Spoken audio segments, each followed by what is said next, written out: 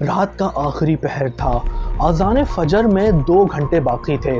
سردی کے موسم میں سارا شہر گہری نیند میں سو رہا تھا۔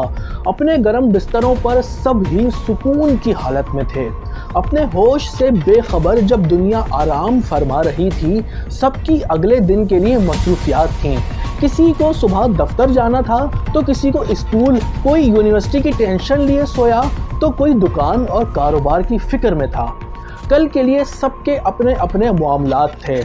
کہیں کوئی نوجوان اپنے مستقبل کے خوابوں میں گم تھا تو کہیں کوئی بیمار اپنی صحتیابی کی خواہش لیے آنکھیں موند رہا تھا، مگر کوئی یہ نہیں جانتا تھا کہ اگلے لمحے کیا ہونے والا ہے۔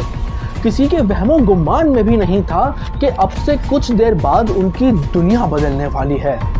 اور پھر اچانک زمین نے کروٹ لی، در و دیوار لرز اٹھے۔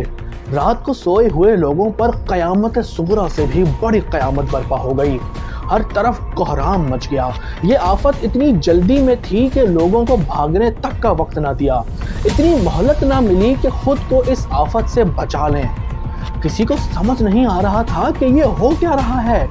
اپنے بستروں سے لوگ گھبرا کے اٹھے اور اللہ اکبر کا ورد کرتے ہوئے حیرت سے اس کیفیت کو سمجھنے کی کوشش کر رہے تھے، مگر اس قدرتی آفت کے پاس اتنا وقت نہیں تھا۔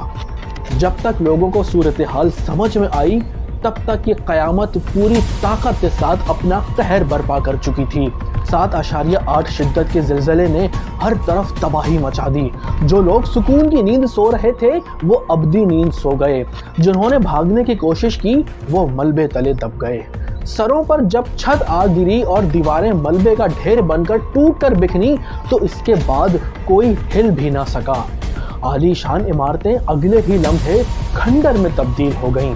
مہنگے ترین گھر چند لمحوں میں ہی تباہ حالی کا منظر پیش کرنے لگے۔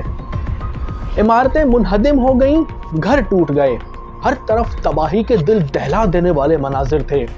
ملبے میں پھنسے لوگ مدد کے لیے آوازیں دے رہے تھے، اور پھر دیکھتے ہی دیکھتے 45,000 لوگ اس سانحے میں لقمہ اجل بن گئے، اور کتنے اس وقت زندگی اور موت کی کشمکش میں ہیں۔ اس آفت کے نتیجے میں امیر غریب سب برابر ہو گئے۔ یہ ہے انسان کی زندگی۔ اگلے لمحے کا کچھ پتہ نہیں کہ کب انسان پر مصیبت آ پڑے اور تمام غرور و تکبر خاک میں مل جائے۔